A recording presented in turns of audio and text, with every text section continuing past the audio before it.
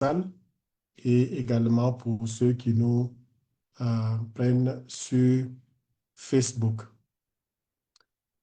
Bien, que le Seigneur conduise ces moments dans sa grâce. Alors, l'intelligence artificielle et les temps de la fin. Certainement que l'annonce vous a paru un peu étrange, surtout avec cette formule qui se présente juste au début que j'avais donnée, et également parler de l'intelligence artificielle et aussi les temps de la fin. C'est un sujet assez délicat, c'est un sujet assez sensible, surtout pour la chrétienté, mais également pour le monde d'aujourd'hui. On se demande où est-ce qu'on va avec tout ça. Mais bien avant de commencer, je voudrais d'abord faire un disclaimer ou ce qu'on appelle un avertissement, surtout pour la teneur et le contenu du message qui sera partagé. Donc, les opinions, je vais juste lire, les opinions et interprétations présentées dans cette session reflètent des recherches en cours et une analyse personnelle, bien que tout ait été mis en œuvre pour garantir l'exactitude et la clarté du contenu. Celui-ci ne représente pas la position officielle d'aucune institution ou organisation. Les discussions sur l'intelligence artificielle peuvent inclure des technologies émergentes ou spéculatives dont les implications font encore l'objet de débats. Donc, les participants que vous êtes invités à engager une réflexion critique et à consulter des sources complémentaires pour approfondir leur compréhension, votre compréhension. Voilà, ceci étant, je crois qu'on peut commencer. Cet exposé ne prétend pas résoudre ou faire un cours sur l'intelligence artificielle. Beaucoup parmi vous en avez déjà l'occasion de tester cela, d'expérimenter cela. Et donc, ce n'est pas en réalité un cours sur l'intelligence artificielle. C'est une observation qui est faite sur l'usage de l'intelligence artificielle sur ce que peut représenter ces derniers temps. En tant que chrétiens, disciples de Jésus, nous disons que nous sommes dans les derniers temps. Et si nous sommes dans les derniers temps, beaucoup de choses doivent se passer ou beaucoup de choses, de phénomènes vont arriver. Est-ce que l'IA en fait partie ou pas? Et qu'est-ce que nous pouvons, comment nous pouvons apprécier cet outil-là? Ce que nous pouvons constater, c'est que l'intelligence artificielle fait partie intégrante aujourd'hui de la vie quotidienne de ce que nous faisons. On la retrouve dans tous les secteurs de la vie, que ce soit dans l'éducation, dans le commerce, dans la santé, dans la communication, dans le transport. L'intelligence artificielle est partout. Quelquefois, on peut sentir sa présence, mais quelquefois, on n'est même pas conscient que nous sommes en train d'utiliser l'intelligence artificielle. Et donc, cet outil-là est perçu comme une percée technologique et une innovation majeure depuis ces 30 dernières années. En effet, l'intelligence artificielle a existé depuis longtemps. Depuis longtemps, pas sous ce nom-là, mais elle a pris de l'ampleur, surtout dans ces 30 dernières années, avec l'avènement de l'ordinateur. Depuis les années 90 déjà, lorsqu'on a commencé à utiliser les ordinateurs qui ont été mis à la disposition du public, immédiatement, on a commencé aussi à utiliser l'intelligence artificielle. Mais de façon sous forme d'un petit paquet. Hein. Ce n'était pas aussi développé. Mais ces derniers temps, on assiste quand même à euh, un développement exponentiel. Et la question, c'est qu'est-ce que cela peut nous apporter? Il y a beaucoup de réserves, il y a beaucoup de critiques, il y a beaucoup de débats sur les enjeux de l'intelligence artificielle et l'avenir de notre planète, l'avenir de notre monde, et sur tous les plans. Sur tous les plans, sur d'abord la survie de l'espèce humaine, de la race humaine en tant que telle. Deuxièmement, la survie de la planète. Et troisièmement, également, en tant que chrétiens, nous ne sommes pas en reste. Nous nous posons des questions si l'intelligence artificielle fait partie du plan des derniers temps et comment nous pouvons voir cela. Et donc, euh, juste vous présenter un peu le contenu, comment nous allons aborder la question. C'est un sujet qui est assez vaste et comme je l'ai dit, ce n'est pas un cours sur l'intelligence artificielle, mais c'est juste parler un peu, brosser un peu de ce qui existe, de ce qui est là et comment euh, apprécier cela. Et donc, cette présentation va se dérouler sur trois points. Le premier point, c'est l'explication de l'énigme. Vous savez ce que j'ai posté il y a une semaine de cela. Et ensuite, nous verrons quelques généralités sur l'intelligence artificielle pour ceux qui n'en savent pas. Et aussi, nous allons passer à des cas pratiques, hein, des cas pratiques que nous allons comparer avec ce qui se passe actuellement dans notre monde sur le cours des événements de ce monde. Donc, ça va aller certainement assez vite, mais nous aurons un temps pour des questions et réponses. Bien, les objectifs centrés sur l'homme et société. Qu'est-ce que cela veut dire? De façon générale, on nous dit que l'IA, hein, c'est la manière abrégée de dire intelligence artificielle, les objectifs sont souvent présentés comme suit. D'abord, améliorer le bien-être humain en améliorant les soins médicaux, hein, l'éducation, l'accessibilité, la recherche scientifique et la durabilité environnementale. Donc, une bonne partie des recherches liées à l'intelligence artificielle essaie de voir comment améliorer ces différents domaines, hein, de recherche, surtout le bien-être humain. Hein, tout est centré sur l'homme. Tout se fait autour de l'homme. Un autre objectif, c'est de favoriser le développement de nouvelles connaissances, de contenus créatifs et même de nouvelles formes de divertissement et d'interaction. Et là, c'est important, développer, créer de nouvelles formes de divertissement et d'interaction. Donc, on voit que aussi l'intelligence artificielle joue un très grand rôle dans tout ce qui est divertissement, dans le monde, dans l'industrie du divertissement et des médias surtout, de la communication. Et on peut voir cela aux alentours, autour de nous. Assurer que ces progrès sont alignés sur les valeurs humaines, l'équité et la surveillance démographique. Donc, l'utilisation de cet outil doit se soumettre à une certaine éthique morale, hein, conserver les valeurs humaines, la dignité de l'homme et également aussi contribuer à la surveillance démographique. Faites attention à ces termes qui sont mentionnés là, c'est très important. Euh, le contenu créatif, quel est ce contenu créatif? À quoi cela sert? Et les formes, les nouvelles formes de divertissement. Est-ce qu'il y a des formes de divertissement que nous ne savons pas et que l'intelligence artificielle va créer?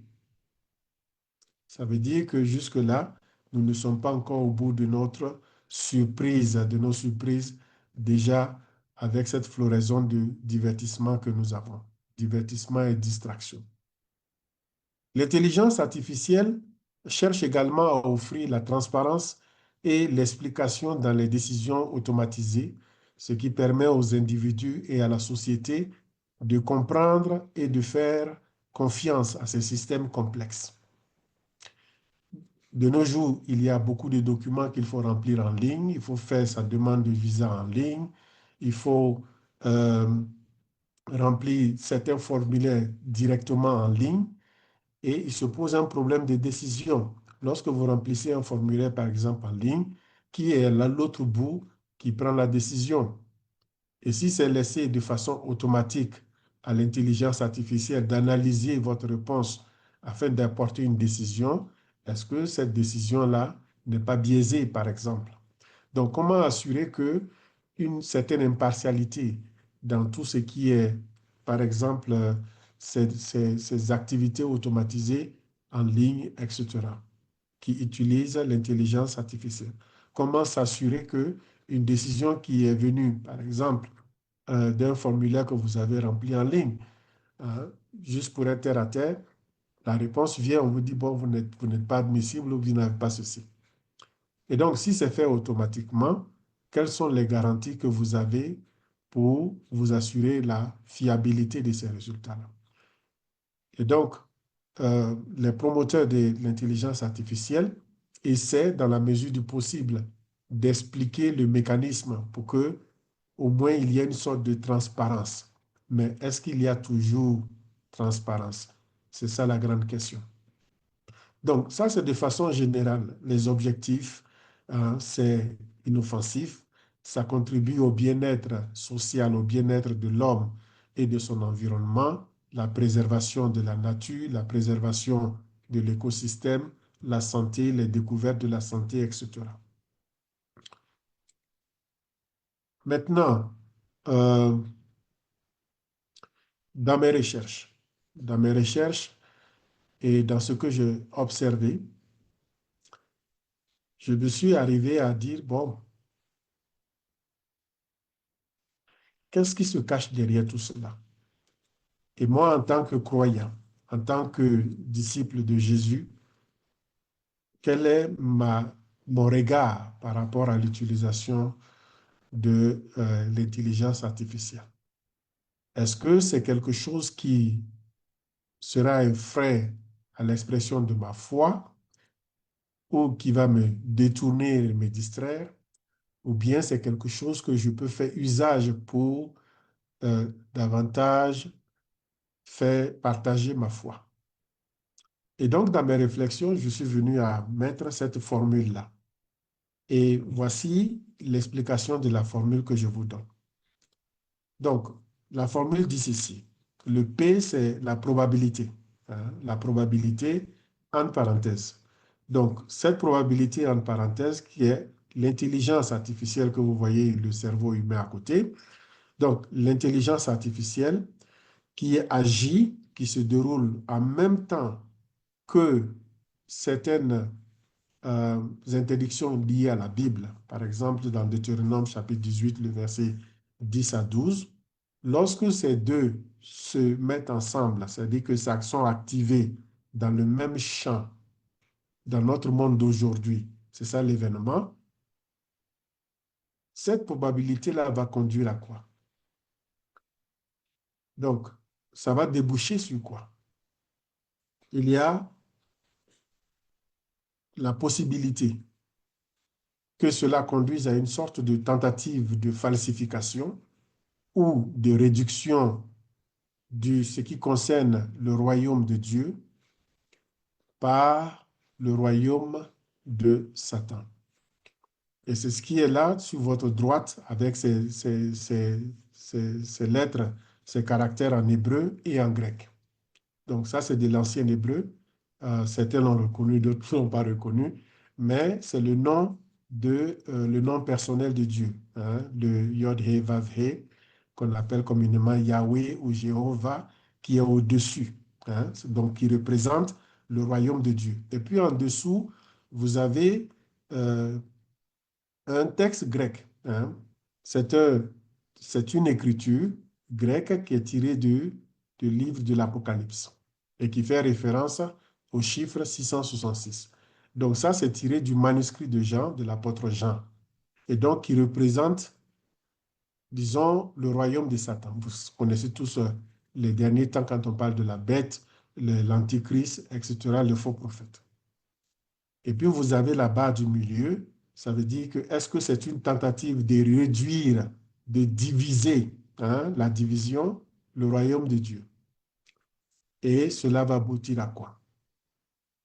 Donc, cette falsification pourrait se traduire par ce que j'appelle la séduction, la rébellion et l'idolâtrie quant à son usage dans les temps de la fin.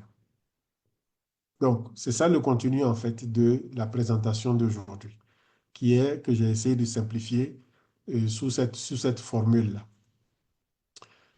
Juste vous dire que je ne suis pas un expert en formule, mais j'ai pu quand même arriver à écrire ma formule. Maintenant, qu'est-ce qui se passe?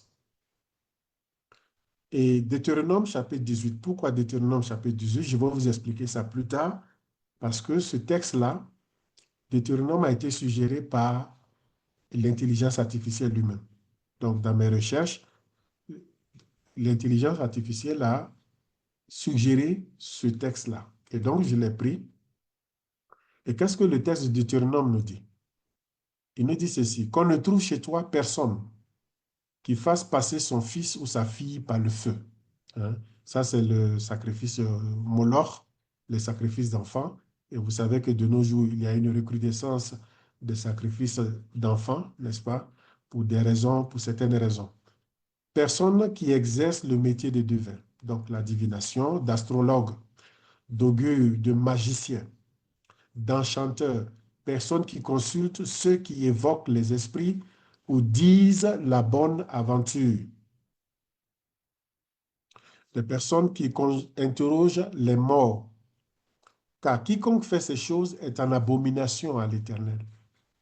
Et c'est à cause de ces abominations que l'Éternel, ton Dieu, va chasser ces nations devant toi.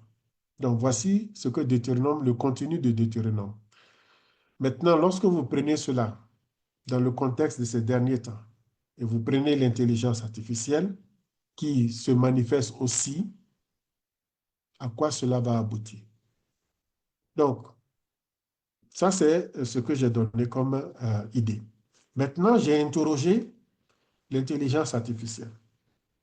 Donc, je suis allé, j'ai pris l'énigme, je l'ai copié et j'ai mis dans le programme que j'utilise. Je lui ai demandé, est-ce que tu peux m'interpréter cette énigme-là? Tu peux m'interpréter cette formule que j'ai créée. Et voici l'interprétation que euh, l'intelligence artificielle m'a donnée. Il me dit, vous avez mis en scène une collision. Donc, le P, prédiction et pouvoir, interdiction biblique et intelligence artificielle moderne. Catégorie hébraïque ancienne, du savoir interdit. Donc, une question de discernement, point d'interrogation. Et l'artefact, c'est-à-dire le caractère grec, qui est X3C en hexadécimal, le signe également qui marque le code de gravure. Donc, il dit que l'enjeu, en fait, c'est quoi? À quel moment euh, l'intelligence artificielle franchit-elle la frontière entre une recherche disciplinée et une techno-divination ou un nouvel idolâtre? Donc ça, c'est ce qu'il a tiré comme enjeu. Mais il n'a pas terminé là. Il a continué et il a commencé à décrire chaque élément, hein, expliquer chaque élément. Le P promet avant tout la prédiction, interférence structurée sur l'avenir. Bon, il y a beaucoup de termes techniques. Elle concentre aussi le pouvoir par l'optimisation et l'échelle. Donc, l'intersection, vous interrogez le croisement entre la vocation prédictive de l'intelligence artificielle et les pratiques interdites de Deutéronome 18. Donc, il parle des canaux prohibés dans Deutéronome 18, des passages interdisant la recherche de contrôle ou de connaissances par des médiations illicites. Donc, voilà un peu ce qu'il dit. Et il a donné les termes en hébreu, hein, Goussem, Gessanim, divination, Meonem, Ogu, Menahesh, les présages, etc. Donc, il a tout décrit. Il dit que c'est une pédagogie de la dépendance. De la dépendance, ne pas contourner le donateur pour s'emparer du donné. L'intelligence artificielle qui est le nouveau médiateur, un outil qui peut sembler oraculaire lorsque ses rouages sont opaques et comme un système gravé lorsque nous lui déléguons notre jugement. Je sais que ça peut paraître un peu trop technique, mais je vais simplifier cela un peu plus tard. Et maintenant, il continue son analyse et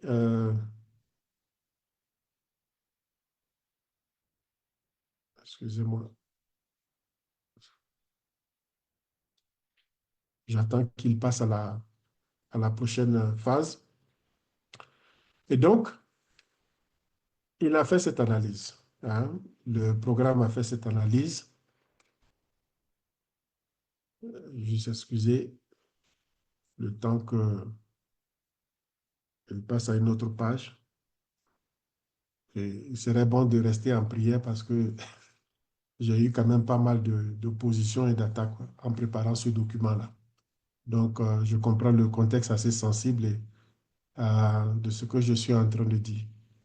Mais en tout, dans tout ce que nous faisons, nous ne craignons rien parce que nous le faisons sous la supervision et la grâce du Seigneur.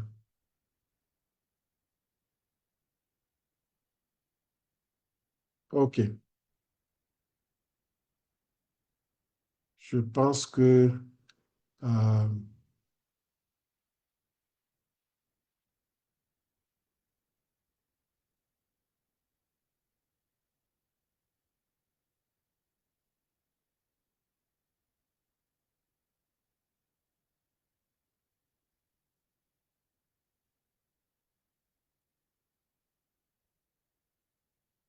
apparemment, je dois ralentir mon rythme.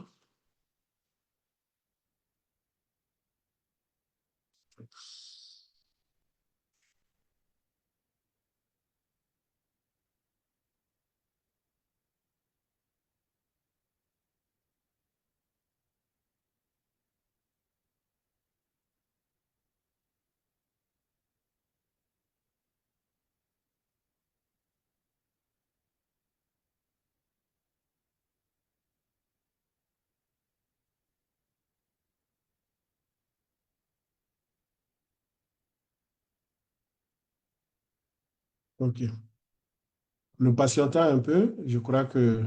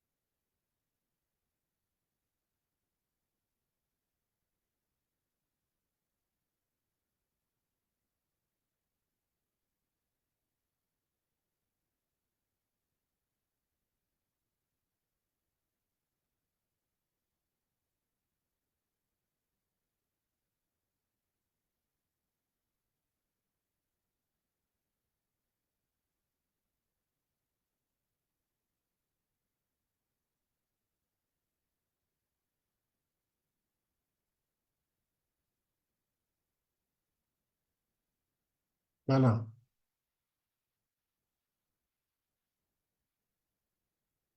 Donc, on a les...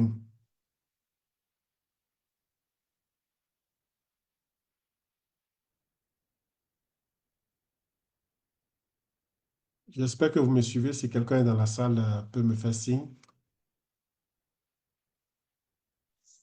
Oui, on vous suit. Oui, on vous suit. OK, merci bien. Voilà. Donc, je crains que J'espère que vous me mon suivez. Si quelqu'un ordinateur est dans se la salle, plante. peut me faire signe. Voilà. Oui, on vous suit, on vous suit. D'accord. Merci. Donc, Oui, on vous vous pouvez suit. Oui, on vous pouvez suit. fermer votre micro. OK, merci bien. Voilà. Voilà. Donc, je crains que... Donc, lettre hébraïque stylisée, probable renvoi aux catégories de Deutéronome 18 ou au vote abomination qui marque la limite morale, hein. Ensuite, le point d'interrogation qui est le discernement. Les prédictions de l'intelligence artificielle diffèrent-elles réellement de la divination ou seulement par rhétorique? Ensuite, le chiffre X3C, l'accolade angulaire qui encadre le code, l'image, clin d'œil à Pessel. Pessel en hébreu, ça veut dire euh, une image, une idole, hein, une idole, forme sculptée. Donc, quand le code devient une autorité gravée devant laquelle on se prosterne. Donc, ça, c'est toujours l'analyse de l'IA, de ce que je lui ai donné comme énigme. Et il va conclure en disant ceci. Il dit que l'énigme demande en réalité une question centrale. Utiliser l'intelligence artificielle pour prédire, décider ou révéler Est-ce un acte de gérance sage ou une tentative interdite de contrôler le destin? Question implicite. Quand un outil devient une idole, lorsqu'il médit un pouvoir sans responsabilité, remplace l'agence morale et exige une confiance qu'il ne mérite pas. Et puis, à ma grande surprise, l'intelligence artificielle m'a fait un tableau parce que je lui ai demandé d'approfondir le sujet et il m'a fait un schéma. Voici le schéma qu'il m'a fait. Il me dit ceci, vous avez en haut Chine, les lettres, euh, le nom de Dieu, hein, le nom propre de Dieu. Vous avez la tension maximale, vous avez les axes symboliques qui partent de l'allégeance, l'alliance et autorité légitime, hein, qui va conduire à la contrefaçon et à l'opposition au chiffre 666. Et donc, vous avez séduction et là, vous avez fidélité. Donc, il a schématisé cela et il a aussi donné son explication par rapport à cela. Donc, voici l'explication qu'il me dit. Euh, Au centre, l'IA comme champ d'intermédiation, lieu de choix, de discernement et d'usage éthique ou dévoyé. À droite, 666. Euh, je vais vous envoyer la vidéo après, hein. Je vais vous envoyer le lien de la vidéo. Euh, 666, pouvoir contrefait, opposition, séduction, idolâtre. Les versets clés de Deutéronome 18 pour l'appel à consulter Dieu seul. Apocalypse 13 pour le système contrefait et oppressif. Chaque pôle est accompagné de notes contextuelles, de références bibliques et de flèches illustrant la tension et le mouvement symbolique entre fidélité et usurpation. Donc, ce qui est posé ici comme problème que l'intelligence artificielle voit, c'est qu'il y a fidélité et il y a une tentative d'usurpation avec le contexte de l'intelligence artificielle. Donc, ça, c'est son analyse à lui. Et vous avez vu ce que moi j'ai donné comme analyse, la probabilité que les deux, l'intelligence artificielle et la Bible, apparaissent dans un même contexte, dans un même champ, cela conduit-il à une tentative de réduction du royaume de Dieu par le royaume du diable? Qu'est-ce que cela va donner? Bien, je préfère procéder de cette manière-là pour être beaucoup plus pratique et expliquer un certain nombre de choses. Maintenant, pour ceux qui ne sont pas trop familiers à l'intelligence artificielle, etc., aujourd'hui même, il y a un autre groupe qui est sorti avec ce qu'on appelle la synthétique, l'intelligence synthétique. Ils veulent détrôner l'intelligence artificielle. Il y a une bataille entre eux, mais au moins quelques généralités, hein, quelques généralités, l'intelligence artificielle. Et vous allez voir que le symbole généralement utilisé pour l'intelligence artificielle, c'est le cerveau humain.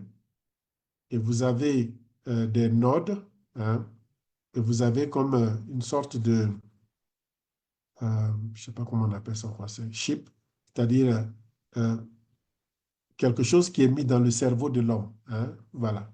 Donc, on met quelque chose dans le cerveau de l'homme qu'on relie aux différentes parties du cerveau. Ça, c'est la représentation de l'intelligence artificielle. J'ai dû acheter cette image-là et même l'image de l'arrière-plan. Quand vous regardez l'image également de mon arrière-plan de ma présentation, que j'ai acheté aussi, vous voyez l'image d'une personne. Mais en même temps, vous voyez aussi des cubes, hein, et ça, c'est très important, des cubes, hein, ça représente beaucoup de choses. Et vous avez des raccordements, vous avez des nœuds qui sont reliés par-ci, par-là. Alors, quelques généralités, juste pour comprendre un peu euh, ce domaine de l'IA, et nous allons progresser.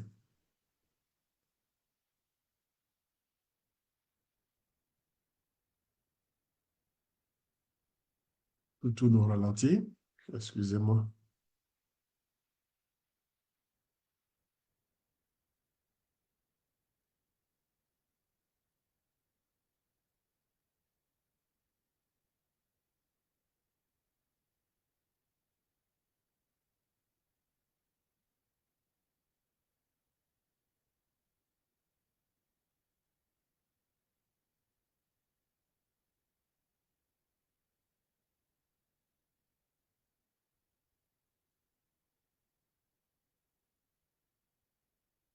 On va passer brièvement pour que ce programme-là puisse défiler. Voilà, je crois que c'est déjà disponible euh, euh, sur Facebook. Donc, il est dit que dès ses premiers jours, la recherche de l'intelligence artificielle a été animée par des ambitions de transformation. Essentiellement, il y a deux grands points, ce que nous allons développer après. Donc, nous voyons le mimétisme de l'intelligence humaine. Hein. Mimer l'intelligence humaine. C'est pourquoi vous avez le nom euh, intelligence artificielle. Artificielle parce que c'est créé de toutes pièces pour pouvoir imiter l'intelligence de l'homme. Donc, l'intelligence artificielle s'efforce de réaliser des capacités auparavant pensées à l'homme unique, hein, le raisonnement, apprendre, communiquer, percevoir et même créer, hein, automatisation et augmentation. Ensuite, les objectifs pratiques de l'intelligence artificielle comprennent l'automatisation des tâches à forte intensité de main-d'œuvre, l'optimisation des processus et augmentation des décisions de la prise humaine. C'est tout simplement pour dire que ces deux éléments-là sont très importants. D'abord, mimétiser ou imiter l'intelligence de l'homme en essayant de découvrir toutes les facettes de l'intelligence humaine. Et puis, deuxièmement, autonomiser. Autonomiser et automiser. Ça veut dire à rendre les choses de façon automatique. Devient automatique de nos jours. Donc, on n'a plus besoin de faire ceci ou de faire cela, mais directement, on se retrouve en train euh, d'exécuter des tâches. Et même pour ce qui concerne de grandes tâches qui impliquent une masse de personnes, hein, un grand nombre de personnes. Et